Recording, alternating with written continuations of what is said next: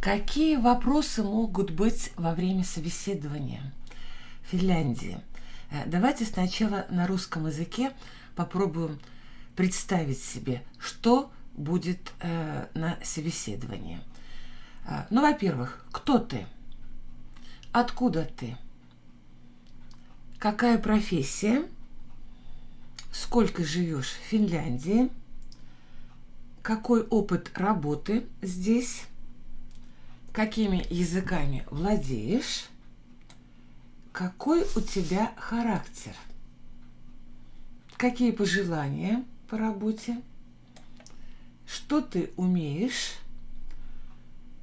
Как ты будешь ладить в коллективе? Какие у тебя ценности в жизни? Какой график работы тебе подходит?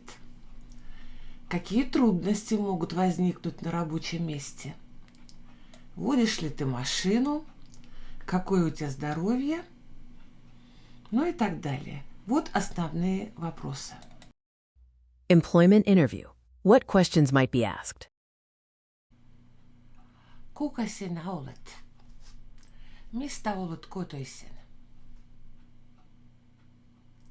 Mikä ammatti?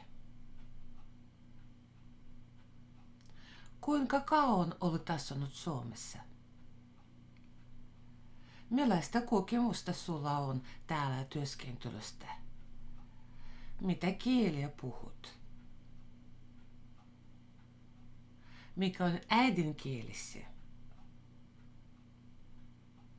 Mitä odotuksia sinulla on työn suhteen? Miten terveytesi voi? Mitä voit tehdä? Miten tullut toimeen tiimissä?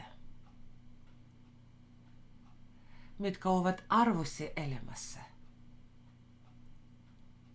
Millainen aikataulu sopii sulle? Mitä vaikeuksia työpaikalla voi ilmittää? Ajatko autoa? Olen Ludmila. Olen kotoisin Venäjältä. Olen opettaja. Olen asunut Suomessa 30 vuotta. Minä olen tehnyt töitä koulussa. Osaan Ukrainaa, Venäjää, englantia.